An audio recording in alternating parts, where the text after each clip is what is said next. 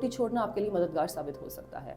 लेकिन अगर आप रोटी छोड़कर उसकी बजाय मैदे की बनी हुई और सी चीज़ें, बाज़ार की रोटी, खमीरी रोटी, नान वगैरह इस्तेमाल करते हैं तो ये एक अच्छी ऑप्शन नहीं है। देसी घी वज़न कम करता है? इसमें दोनों ऑप्शंस हैं, येस और नो। देखिए एक्चुअली ये एक मिथ है, क्योंकि फ्रूट से आपको कंप्लीट न्यूट्रिशन नहीं मिलती।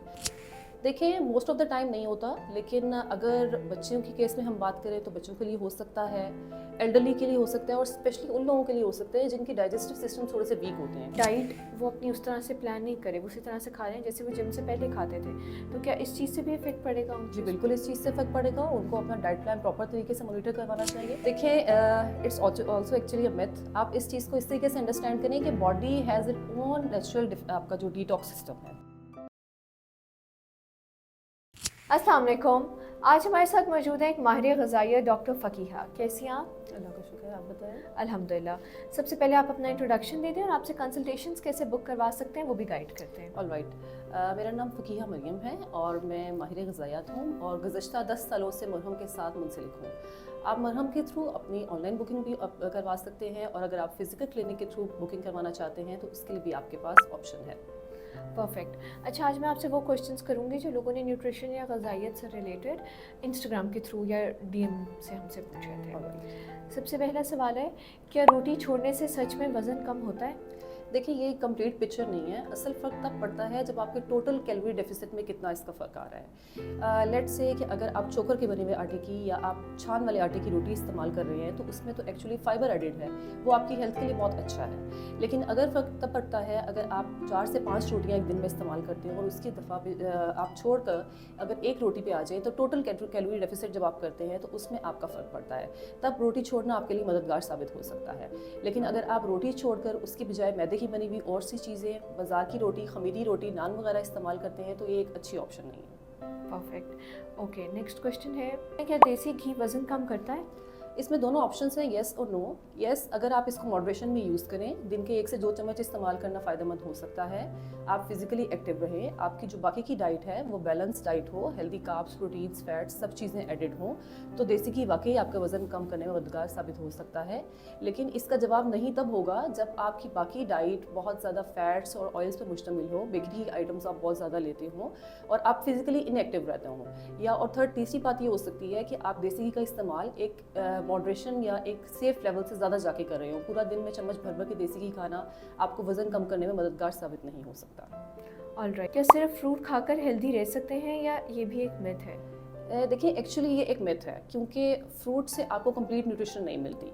फ्रूट्स में स्पेसिफिकली ऐसे न्यूट्रिएंट्स नहीं होते जो कि आपकी मसल ग्रोथ के हेल्पफुल हो सकते हैं, जैसे कि आपके प्रोटीन्स हैं, B12 है, आयरन है, ये सब चीज़ें आपको फ्रूट सोर्सेज से नहीं मिलती। तो हेल्दी आपको डाइट के लिए या सेहतमंद रहने के लिए ज़रूरी है कि आपकी डाइट बैलेंस डाइट हो, कंप्लीट आपकी एक पिक्चर हो जिसमें हेल्दी कार्ब्स, प्रोटीन सब चीज़ें एडिड हों।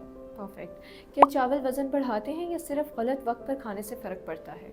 देखिए किसी हद तक आपकी बात ठीक है कि गलत वक्त तक खाना भी आपको फ़र्क पड़ सकता है, लेकिन असल फ़र्क आपका आता है जब आप उसकी क्वांटिटी एक्सीड करते हैं। या आप गलत वक्त पर लेने से मुराद आपकी अगर ये है कि अगर आप सोने से पहले चावल खा रहे हैं तो डेफिनेटली वो आपका वेट गेन करेंगे। आप एक मुनासिब मिकदार से ज़्यादा तजावज़ कर रहे हैं, 1 से 1.5 प्याली से ज़्यादा अगर आप ले रहे हैं वो भी आपका वेट गेन करने में हेल्प करेंगे। और असल फ़र्क तब पड़ता है जब आप चावल के साथ खाते क्या हैं। लेट्स से अगर आप चावल के साथ बहुत ज़्यादा फ्राइड आइटम्स खा रहे हैं तो डेफिनेटली वो आपका वेट गेन करेगा। अगर चावल के साथ आपका कॉम्बिनेशन ये है कि आप दाल ले लें साथ या कोई कड़ी ले लें या सैलड्स वगैरह ले लें तो चावल एक बहुत अच्छी ऑप्शन है। प्रेफरेबली चावल किस टाइम पे यूज़ करना ज़्यादा? चावल आप किसी भी टाइम पे ले सकते हैं, लंच में भी, डिनर में, दोनों ऑप्शन टाइम पे ले सकते हैं, लेकिन मेक श्योर कि आपका जो डिनर है वो सोने से कम 2 घंटे पहले हो जाना चाहिए। ऑलराइट। चिकन और दूध साथ में लेना हार्मफुल होता है? देखिए मोस्ट ऑफ द टाइम नहीं होता, लेकिन अगर बच्चों के केस में हम बात करें तो बच्चों के लिए हो सकता है, एल्डरली के लिए हो सकता है और स्पेशली उन लोगों के लिए हो सकता है जिनकी डाइजेस्टिव सिस्टम थोड़े से वीक होते हैं, जैसे जिनको इरिटेबिलिटी का इशू होता है, IBS वगैरह का इशू होता है, उसमें जो है वो समटाइम्स आपका जो है वो ये दोनों कॉम्बिनेशन एसिडिटी कॉज कर सकता है। बेस्ट चीज़ ये है कि आप इसमें 1 से 2 घंटे का वक्फा रखें, और सबसे इंपॉर्टेंट चीज़ ये है कि आपका जो दूध है उसका टेम्परेचर बहुत ज़्यादा ठंडा ना हो और चिकन जो है वो बहुत ज़्यादा ऑयली कुक ना हुआ हो। ऑलराइट। क्या क्रैश डाइटिंग से मेटाबॉलिज्म हमेशा के लिए स्लो हो जाती है? देखिए किसी हद तक बात इसमें ऐसे है कि जब आप क्रैश डाइटिंग करते हैं, सबसे पहले तो आप ये समझिए क्रैश डाइटिंग से आपकी क्या मुराद है।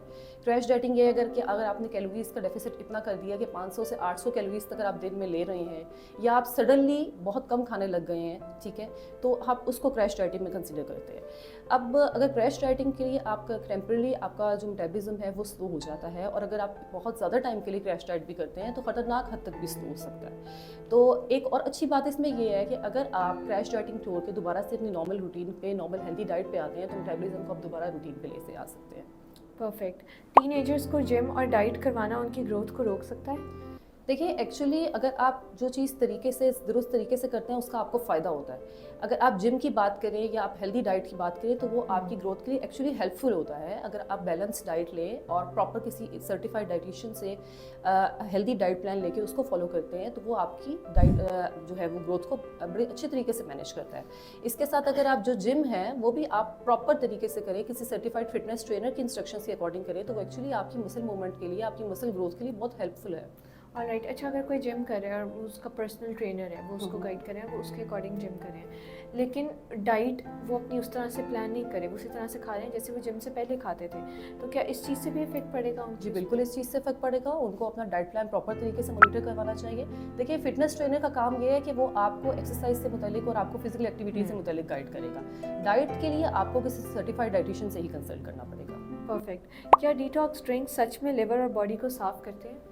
देखिए it's also actually a myth. आप इस चीज़ को इस तरीके से अंडरस्टैंड करें कि body has it own natural आपका जो डिटॉक्स सिस्टम है, ठीक है, इसके लिए आपको किसी डिटॉक्स की ज़रूरत नहीं है। आप देखें अगर आपकी बॉडी में जो स्पेसिफिक ऑर्गन्स हैं, स्किन है जिससे आपकी स्वेटिंग हो जाती है, आपके वेस्ट मटेरियल्स रिमूव हो जाते हैं, लिवर है, किडनीज यूरिन के थ्रू आपके जो है वो वेस्ट मटेरियल्स रिमूव कर देती हैं, लंग्स से आपकी कार्बन डाइऑक्साइड रिमूव हो जाती है, तो आपको फिर डिटॉक्स ड्रिंक्स की ज़रूरत क्यों है? हाँ, इसके और हेल्थ बेनिफिट्स हो सकते हैं कि वो आपको हाइड्रेशन प्रोवाइड कर देते हैं, आपकी स्किन को क्लियर कर देते हैं, लेकिन स्पेसिफिकली डिटॉक्स को अगर आप रिलेट कर दें कि वो बॉडी से टॉक्सिन्स रिमूव करता है तो इट्स नॉट एक्चुअली ट्रू।